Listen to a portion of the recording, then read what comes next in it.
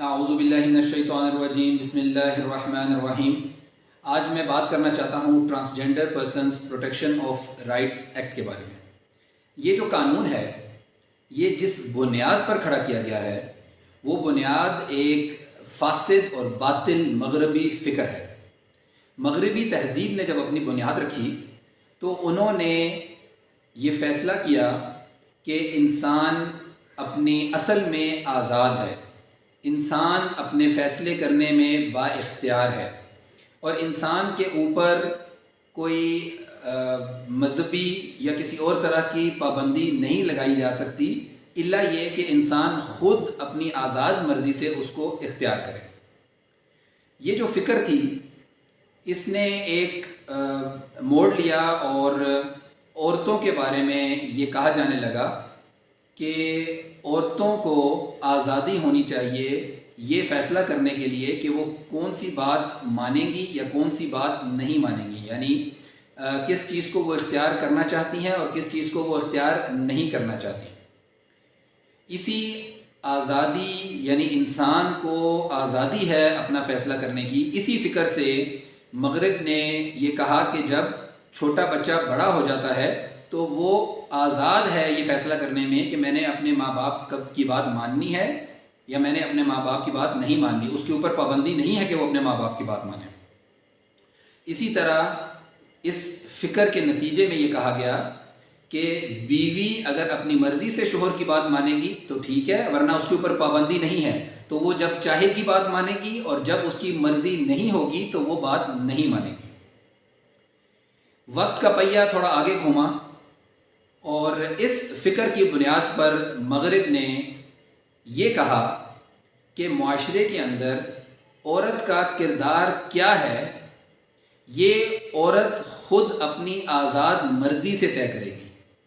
معاشرہ یہ نہیں بتا سکتا کہ عورت ہونے کے ناطے اس کا بنیادی کردار کیا ہے۔ مثال کے طور پہ معاشرہ طے نہیں کر سکتا کہ مرد باہر جا کر کمائی کرے گا اور عورت گھرداری، کچن یا بچوں کی پرورش کرے گی۔ یہ کردار، معاشرتی کردار مرد اور عورت کا، یہ معاشرہ نہیں طے کرے گا، کیونکہ اگر معاشرے نے یہ کردار طے کر دیا تو پھر جو بنیاد ہے مغربی تہذیب کی کہ انسان اپنے فیصلوں میں با اختیار ہے، وہ خود فیصلہ کرے گا، وہ بنیادی حق، وہ آزادی کا حق اسے نہیں ملے گا۔ یعنی عورت خود طے کرے گی کہ اس نے کون سا کردار نبھانا ہے۔ اگر اس کی مرضی نہیں ہے تو وہ گھرداری اور بچوں کی پرورش کا کردار مسترد کر دے۔ اگر اس کی مرضی ہے کہ وہ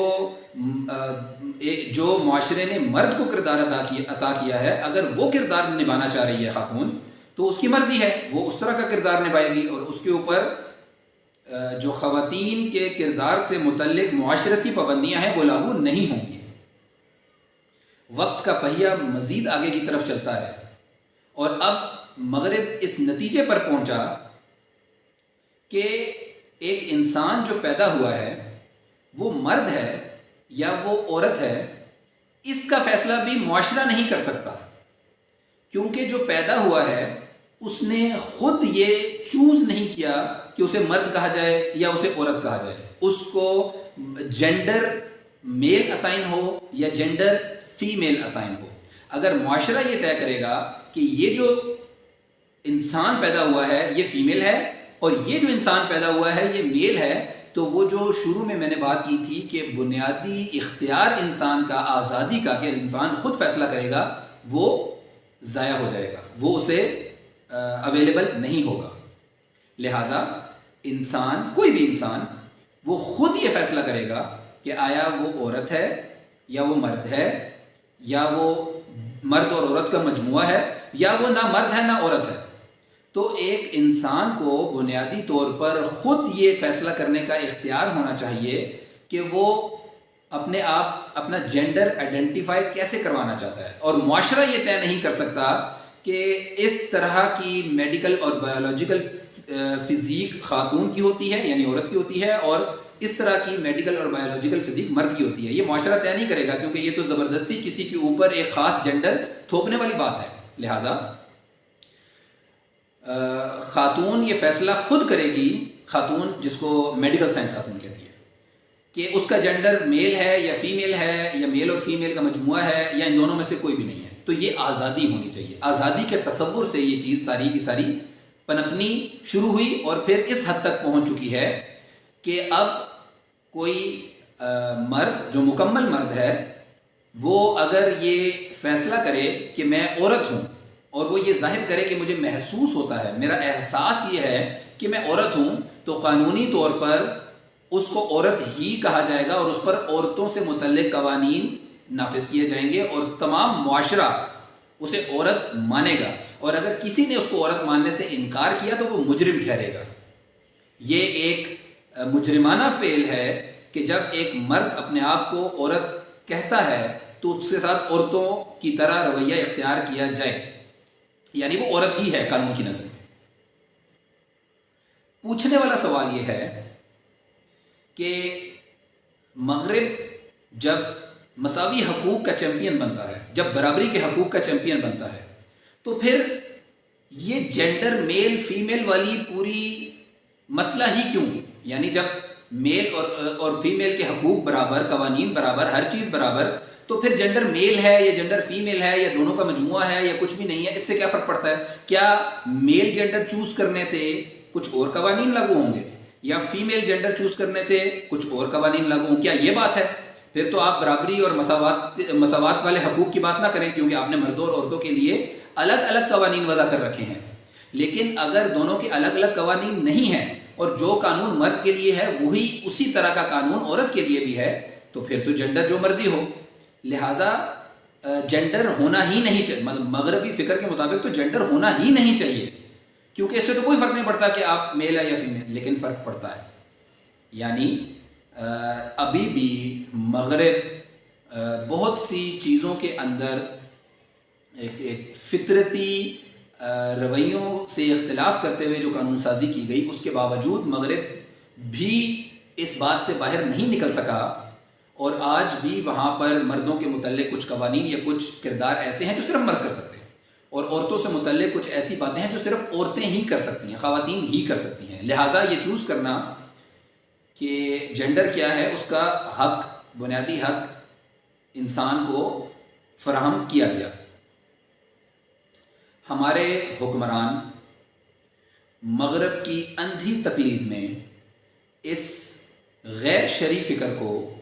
ہمارے ملک کے اندر لے کر آئے. جو بحث یہاں پر ہے ہی نہیں، اس فاسد اور باطل نظریے کو قانون کا لباس پہنا کر ہمارے اوپر لاگو کر دیا گیا. یعنی یہ جو مغرب کے ذہنی غلام ہیں،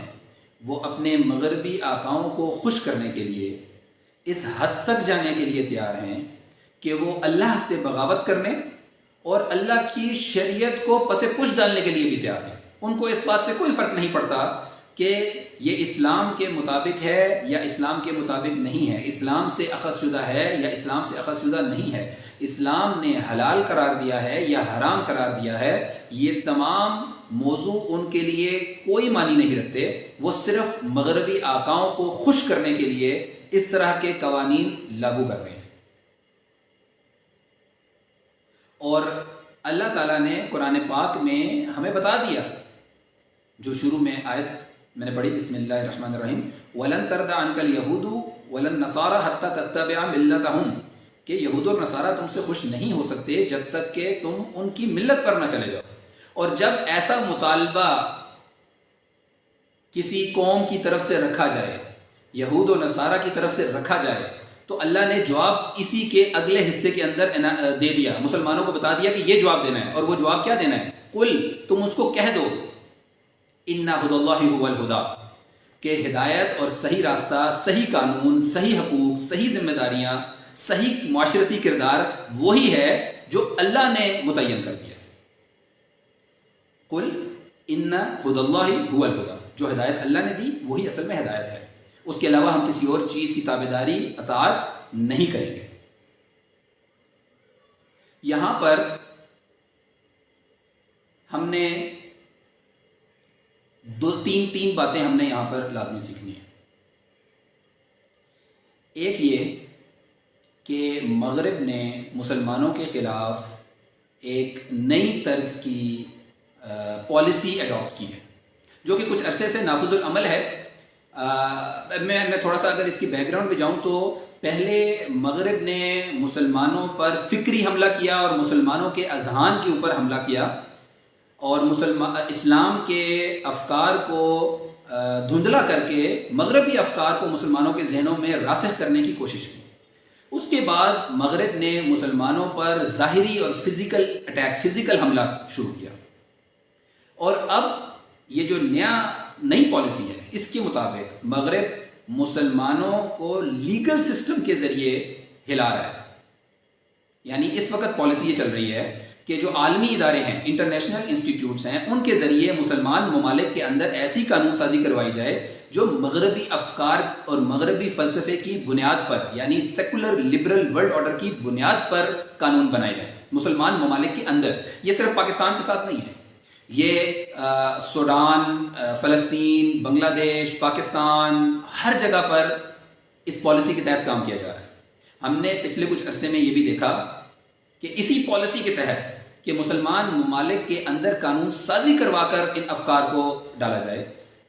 اور انٹرنیشنل انسٹیٹیوشنز یعنی عالمی اداروں کے دباؤ کے ذریعے یہ کام کیا جائے۔ تو ہم نے دیکھا کہ FATF کے ذریعے قانون سازی کروائی گئی، اسلام کے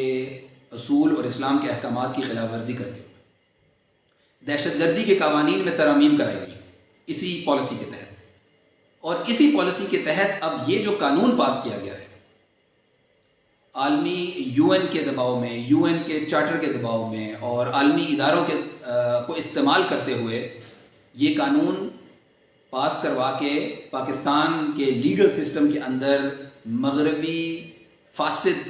بنیادی افکار ڈالنے کی کوشش کی جا رہی ہے۔ پہلی بات تو یہ سمجھنے کی ہے کہ یہ ہمارے خلاف مغرب کا ایک حملہ ہے جس نے ہمارے خاندان کی بنیاد ہلانے کی ٹھان لی ہے، لہٰذا ہم نے اس کو مکمل مسترد کرنا ہے اور اپنے خاندان کی اور اپنے نئی نسل کی حفاظت کرنی ہے ان افکار سے۔ دوسری بات، ہمارے حکمران مغرب کے ذہنی غلام ہیں، وہ بغیر سوچے سمجھے اندھی تقلید کرتے ہیں، اور جیسا کہ اللہ کے رسول صلی اللہ علیہ وآلہ وسلم نے حدیث میں بیان بھی کیا تھا، یہ حدیث بخاری اور مسلم نے دونوں نے روایت کی، جس کا مفہوم یہ ہے کہ تم اہل کتاب کی تابعداری کرتے ہوئے بالشت بالشت اور گز بگز ان کے پیچھے چلو، قدم قدم ان کے پیچھے چلو گے، حتیٰ کہ اگر وہ کسی گو یا چھپکلی، جو بھی حدیث میں الفاظ استعمال ہے، اس کے سوراخ میں اگر وہ جائیں گے تو تم بھی ان کے پیچھے اس سوراخ کے اندر چلے جاؤ گے۔ اور اللہ کے رسول صلی اللہ علیہ وآلہ وسلم نے ہمیں وارن کیا تھا، ہمیں خبردار کیا تھا کہ اس طرح نہیں کرنا۔ ہم وہی بات کرتے ہیں جو اللہ نے ہمیں سکھائی، قل ان ھدی اللہ ھو الھدی، کہ ہدایت کا راستہ، اصل قانون، صحیح معاشرتی کردار، صحیح حقوق، وہ صرف اسلام نے بتائے ہیں۔ تو دوسری بات یہ اس کے اندر سے سمجھنے کی ہے کہ یہ حکمران سیکولر لبرل ورلڈ آرڈر کو ہمارے اوپر نافذ کرنے کے لیے کفار کے ساتھ ملے ہوئے ہیں۔ تیسری بات جو سمجھنے کی ہے وہ یہ ہے کہ ہم نے اسلام کو مضبوطی سے پکڑنا ہے، ہم نے اسلام کے احکامات کو سمجھنا ہے، ہم نے اسلام کے افکار کو دھندلا نہیں ہونے دینا، ہم نے مغربی افکار کو ذہن سے نکال کر خالص اسلامی افکار کو اپنانا ہے، ہر چیز کے بارے میں، صرف اس کے بارے میں نہیں، ہر چیز کے بارے میں۔ یعنی جیسے کہ اللہ کے نبی صلی اللہ علیہ وآلہ وسلم کی حدیث ہے، یہ بخاری میں بھی ہے، ترمذی میں بھی ہے، جس کا مفہوم یہ ہے کہ اللہ کے نبی نے لعنت کی ان مردوں پر جو عورتوں کی مشابہت اختیار کرتے ہیں اور ان عورتوں پر جو مردوں کی مشابہت اختیار کرتی ہیں۔ اسی طرح فقہاء نے اس مسئلے کو تفصیل سے ڈسکس کیا ہے، اور حکم یہ ہے کہ اسلام میں یا مرد کا جنڈر ہے یا عورت کا جنڈر ہے، اور اگر اس کے علاوہ کوئی بایولوجیکلی کوئی ایک ایشو ہے تو اس کے بارے میں بھی فقہا نے تفصیل سے احکامات صحابہ کرام سے اور اللہ کے نبی صلی اللہ علیہ وسلم کے احکامات سے اخذ کیے ہوئے ہیں کہ اگر غالب بایولوجیکل فیکٹر خاتون کا ہے تو اس کو عورت کا جینڈر دے کر اس کے اوپر عورت کے احکامات لاگو، اور اگر غالب فیچرز مرد کے ہیں تو مرد کا جینڈر دے کر مرد کے احکامات لاگو ہوں گے. یعنی یا تو عورت کی طرح ڈیل کیا جائے گا یا مرد کی طرح ڈیل کیا جائے گا، تیسرا نہیں. اور تیسرا تو چھوڑے، یہ تو 4 جینڈر لے آئے کہ یا مرد ہے یا عورت ہے یا مرد اور عورت کا مجموعہ ہے، مرد اور عورت کا مجموعہ، یا مرد بھی نہیں اور عورت بھی نہیں. انہوں نے یہ 4 جینڈر انٹروڈیوس کرا دی مسلمان کے، جبکہ اسلام کا حکم واضح ہے اس کے اوپر. اور اس کی تفصیل میں اگر فقہا اور علماء سے آپ پوچھیں گے یا ان کی کتابیں پڑھیں گے تو ہمیں یہ احکامات بہت واضح مل جائیں گے وہاں پر. یعنی یہ نظریہ بھی غیر شرعی ہے، فاسد اور باطل ہے، اور یہ قانون بھی غیر شرعی ہے، فاسد اور باطل ہے.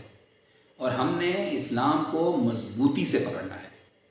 یعنی اس قانون کے اندر یہ لکھا ہوا ہے کہ اگر کوئی عورت یہ کہے کہ مجھے محسوس ہوتا ہے کہ میں مرد ہوں، تو نہ صرف یہ کہ نادرہ اس کو مرد کے طور پر شناختی کارڈ جاری کرنے کا پابند ہے، بلکہ عدالت مرد کی وراثت کے قانون لاگو کر کے اس کو مرد کا حصہ دینے کی پابند ہوگی. یعنی یہ تو اسلام کے شرعی احکامات کی دھجیاں اڑا دے گئے گا، اور مسلمانوں کے خاندان کا جو یونٹ ہے اس کی تباہی ہے یہ قانون. اور ہماری نئی نسل کو ایک ایسی بے حیائی کا معاشرہ بنا کر دے گا کہ اللہ ہمیں اور ہماری نئی نسل کو امان میں رکھے، اپنے محفوظ ہاتھوں میں رکھے، اور اللہ تعالیٰ جلد از جلد اسلامی ریاست اور اسلامی شریعت کا نفاذ عطا کرے. اللہ جلد از جلد خلافت راشدہ عطا کرے. مکمل شریعت، نور، ہدایت جو اللہ کی طرف سے نور نازل کردہ ہے، اللہ کی طرف سے ہدایت نازل کردہ ہے، وہ نہ صرف ہم مسلمان اپنے ملک میں نافذ کریں بلکہ پوری انسانیت کو اس کی روشنی دکھائیں کہ اس مغرب نے اللہ سے بغاوت کر کے جو تہذیب اپنائی ہے وہ بے حیائی پر مبنی ہے. وہ جانوروں سے بھی بدتر ہوتے جاتے ہیں ان کاموں کے اندر. اللہ سے امید ہے کہ اللہ تعالیٰ ہمیں اسلام کی طرف آنے اور اسلام کو صحیح فہم اسلام کا سمجھنے کی توفیق عطا فرمائے، اور اللہ تعالیٰ ہمیں محفوظ رکھیں، ان گندے مغربی افکار سے محفوظ رکھیں. اور اللہ تعالیٰ سے دعا ہے کہ وہ جلد از جلد اس دنیا پر مسلمانوں کو یہ توفیق عطا کریں کہ وہ مکمل شریعت کا نور اور مکمل شریعت کی روشنی نہ صرف یہ کہ اپنے اوپر نافذ کریں بلکہ پوری دنیا کو اس روشنی سے منور کریں. وآخر دعوانا ان الحمد للہ رب العالمین.